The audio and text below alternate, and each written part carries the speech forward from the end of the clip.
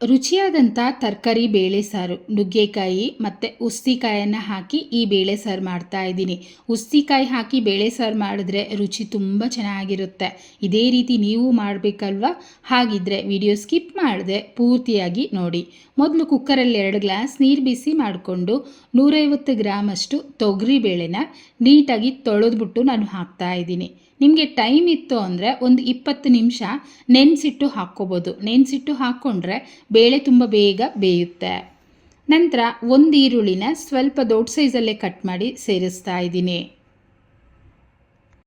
ಹಾಗೆಯೇ 3 ಟೊಮೊಟೊ, ಅದು ನಾಟಿ ಟೊಮೊಟೊ, ಹಣ್ಣಾಗಿರೋವಂಥ ಟೊಮೊಟೊನ ಹಾಕ್ಕೊಳ್ತಾ ಇದ್ದೀನಿ. ನಾಟಿ ಟೊಮೊಟೊ ಹಾಕಿದ್ರೂ ಅಷ್ಟೇ ಬೇಳೆ ಸಾರು ತುಂಬ ರುಚಿಯಾಗಿರುತ್ತೆ. 1 ಸ್ಪೂನಷ್ಟು ಎಣ್ಣೆ ಹಾಕ್ತಾ ಇದ್ದೀನಿ. ಎಣ್ಣೆ ಸೇರಿಸ್ಕೊಳ್ಳೋದ್ರಿಂದ ಬೇಳೆ ಕಟ್ಟು ಚೆನ್ನಾಗಿ ಬಿಡುತ್ತೆ. 1/4 ಟೀ ಸ್ಪೂನಷ್ಟು ಅರಿಶಿನ ಹಾಕ್ಬಿಟ್ಟು ನೀಟಾಗಿ ಮಿಕ್ಸ್ ಮಾಡಿ ನಂತರ ಕುಕ್ಕರ್ ಲಿಡ್ ಕ್ಲೋಸ್ ಮಾಡಿ 2 ಅಥವಾ 3 ವಿಸಿಲ್ ಕೂಗಿಸ್ಕೊಳ್ಳೋಣ. ನಂತರ ನೋಡಿ, ಉಸ್ತಿಕಾಯಿ ಅಂದರೆ ಈ ರೀತಿ ಇರುತ್ತೆ. ನಿಮಗೆ ತರಕಾರಿ ಅಂಗಡಿಗಳಲ್ಲಿ ಸಿಗುತ್ತೆ. ಸಿಕ್ಕಿದ್ರೆ ಮಾತ್ರ ಖಂಡಿತ ಬಿಡಬೇಡಿ, ತಂದು ಮಾಡ್ಕೊಳ್ಳಿ. ತುಂಬ ರುಚಿಯಾಗಿರುತ್ತೆ ಬೇಳೆ ಸಾರು. ಹಾಗೆ BP ಶುಗರ್ಗೂ ಸಹ ತುಂಬ ಒಳ್ಳೆಯದು. ಖಂಡಿತ ಟ್ರೈ ಮಾಡಿ ನೋಡಿ. ನೋಡಿ, ಈ ರೀತಿ ನೀಟಾಗಿ ನಾವು ಬಿಡಿಸ್ಕೋಬೇಕು. ಅಂದರೆ ಆ ಕಡ್ಡಿ ಇರುತ್ತಲ್ವ, ಅದು ಬೇಕಾಗೋದಿಲ್ಲ. ಅದನ್ನು ಪೂರ್ತಿ ನೀವು ಸಪ್ರೇಟ್ ಮಾಡ್ಕೊಂಬಿಡಿ. ನಂತರ ಇದನ್ನು ಒಂದು ಕವರಲ್ಲಿ ಸೇರಿಸ್ಕೋಬೇಕು. ಅಂದರೆ ಇದರಲ್ಲಿ ಚಿಕ್ಕ ಚಿಕ್ಕ ಬೀಜ ಇರುತ್ತೆ, ಅದನ್ನು ನಾವು ತೆಗಿಬೇಕು. ಅದಕ್ಕೆ ಒಂದು ಕವರಲ್ಲಿ ಹಾಕ್ಕೊಂಬಿಟ್ಟು ಕಲ್ಲಲ್ಲಿ ಚಚ್ಚಿದ್ರೆ ಆಚೆ ಬಂದುಬಿಡುತ್ತೆ. ಅಂದರೆ ಫಸ್ಟ್ ಟೈಮ್ ನೋಡೋರಿಗೆ ಗೊತ್ತಿರೋದಿಲ್ಲ ಉಸ್ತಿಕಾಯಿ ಕ್ಲೀನ್ ಮಾಡೋದು ಹೇಗೆ ಅಂತ. ಅದಕ್ಕೆ ನಾನು ಡೀಟೇಲಾಗಿ ತೋರಿಸ್ತಾ ಇದ್ದೀನಿ. ಈಗ ನೋಡಿ, ಕಲ್ಲಲ್ಲಿ ಈ ರೀತಿ ಚಚ್ತಾ ಇದ್ದೀನಿ. ತುಂಬ ಪುಡಿ ಪುಡಿ ಮಾಡ್ಕೋಬಾರ್ದು. ಜಸ್ಟ್ ಅದು ಓಪನ್ ಆಗಿ ಆ ಬೀಜ ಆಚೆ ಬಂದರೆ ಸಾಕು.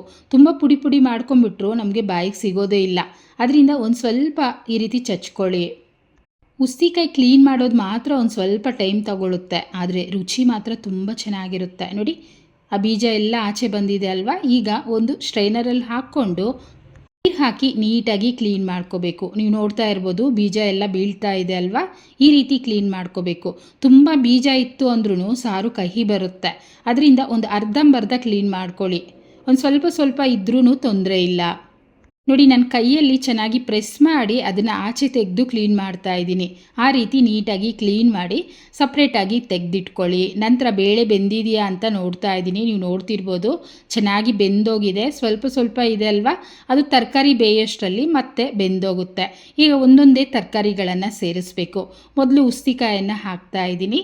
ಹಾಗೆಯೇ 3 ನುಗ್ಗೆಕಾಯನ್ನು ಕಟ್ ಮಾಡಿ ಸೇರಿಸ್ತಿದ್ದೀನಿ. ಎಳೆಯದಾಗಿರೋದು ಮತ್ತು ಫ್ರೆಶ್ ಆಗಿರೋ ಅಂಥ ನುಗ್ಗೆಕಾಯನ್ನು ಸೇರಿಸ್ಕೊಳ್ಳಿ. 2 ಕ್ಯಾರೆಟ್ ಹಾಕ್ತಾ ಇದ್ದೀನಿ. ಕ್ಯಾರೆಟ್ ಆಪ್ಷನಲ್, ಬೇಡ ಅಂದರೆ ಸ್ಕಿಪ್ ಮಾಡ್ಬೋದು. ಈಗ ನುಗ್ಗೆಕಾಯಿ ಸೀಸನ್ ಅಲ್ವಾ, ಅದರಿಂದ ನಾನು ಹಾಕ್ತಾ ಇದ್ದೀನಿ.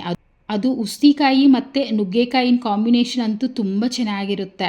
2 ಟೀ ಸ್ಪೂನಷ್ಟು ಬೇಳೆ ಸಾರಿಗೆ ಹಾಕುವಂಥ ಸಾಂಬಾರು ಪುಡಿ. ಇದು ಹೋಮ್ ಮೇಡ್ ಸಾಂಬಾರು ಪುಡಿ. ಖಾರ ಇದರಲ್ಲೇ ಇರುತ್ತೆ, ಬೇರೆ ಖಾರ ಏನು ಹಾಕೋದು ಬೇಡ. ಹಾಗೆ ರುಚಿಗೆ ತಕ್ಕಷ್ಟು ಕಲ್ಲುಪ್ಪನ್ನು ಹಾಕ್ಬಿಟ್ಟು ನೀಟಾಗಿ ಮಿಕ್ಸ್ ಮಾಡ್ಕೊಳ್ಳೋಣ. ನೀವು ನೋಡ್ತಾ ಇರ್ಬೋದು, ಸ್ವಲ್ಪ ಗಟ್ಟಿ ಇದೆ ಅಲ್ವಾ? ನಾನಿವತ್ತು ಸಾರು ಗಟ್ಟಿಗೆ ಮಾಡ್ತಾ ಇದ್ದೀನಿ. ನಿಮಗೆ ತೆಳುವಾಗಿ ಬೇಕು ಅಂದರೆ ಇನ್ನೂ ಸ್ವಲ್ಪ ನೀರನ್ನು ಹಾಕ್ಕೋಬೋದು. ಓಕೆ, ಪೂರ್ತಿಯಾಗಿ ಮಿಕ್ಸ್ ಮಾಡಿ ಈಗ ಸ್ಟೌವನ್ನು ಮೀಡಿಯಮ್ ಫ್ಲೇಮಲ್ಲಿಟ್ಟು ಲಿಡ್ ಕ್ಲೋಸ್ ಮಾಡಿ ಒಂದು 7 ಅಥವಾ 8 ನಿಮಿಷ ಬೇಯಿಸ್ಕೊಂಡ್ರೆ ಸಾಕಾಗುತ್ತೆ.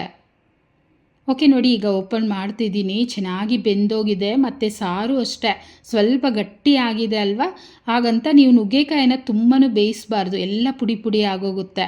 ನಮಗೆ ಬಾಯಿಗೆ ಸಿಗಬೇಕು, ಕೈಗೂ ಸಿಗಬೇಕು. ಈ ರೀತಿ ಕರೆಕ್ಟಾಗಿ ಬೆಂದಿದೆ, ಇಷ್ಟೇ. ಈಗ ನಾವು ಇದಕ್ಕೆ ಹುಣಸೆ ರಸನ ಹಾಕಬೇಕು. ನಾನು ಚಿಕ್ಕ ನಿಂಬೆಹಣ್ಣು ಗಾತ್ರದ ಹುಣಸೆನ ನೆನೆಸಿಟ್ಟು ರಸ ತೆಗೆದು ಹಾಕ್ತಾ ಇದ್ದೀನಿ.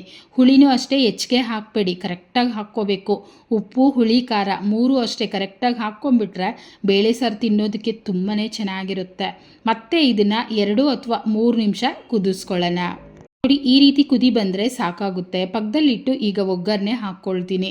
1 ಸ್ಪೂನಷ್ಟು ತುಪ್ಪ ಹಾಕ್ಬಿಟ್ಟು ತುಪ್ಪ ಚೆನ್ನಾಗಿ ಕರಗಿದ ನಂತರ ಸಾಸಿವೆ ಸಿಡಿದ ನಂತರ 2 ಕಡ್ಡಿ ಕರಿಬೇವನ್ನು ಹಾಕ್ತಿದ್ದೀನಿ.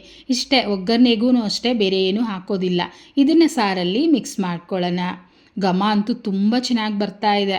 ಆ ತುಪ್ಪದಲ್ಲಿ ಬೇರೆ ಒಗ್ಗರಣೆ ಹಾಕಿದ್ದೀವಿ, ಮತ್ತು ಬೇಳೆ ಸಾರಿನ ಘಮನೂ ಅಷ್ಟೇ ತುಂಬ ಚೆನ್ನಾಗಿ ಬರ್ತಾ ಇದೆ.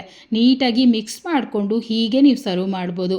ಇನ್ನೂ ಸ್ವಲ್ಪ ಹೆಚ್ಚಿಗೆ ರುಚಿ ಬೇಕು ಅಂದರೆ ಸ್ವಲ್ಪ ಕಾಯಿ ತುರಿ ಹಾಕ್ಕೊಂಬಿಡಿ. ಆದರೆ ಲಂಚ್ ಬಾಕ್ಸ್ಗೆ ತೊಗೊಂಡೋಗೋದಾದರೆ ಕಾಯಿ ತುರಿ ಹಾಕಬೇಡಿ.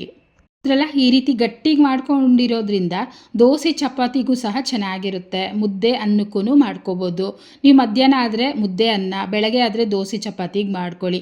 ಖಂಡಿತ ಟ್ರೈ ಮಾಡಿ. ಹೇಗೆ ಬಂತೋ ಕಮೆಂಟ್ ಮಾಡಿ, ಲೈಕ್ ಮಾಡಿ, ಶೇರ್ ಮಾಡಿ. ಚಾನಲ್ನ ಸಬ್ಸ್ಕ್ರೈಬ್ ಮಾಡ್ಕೊಳ್ಳಿ. Thank you.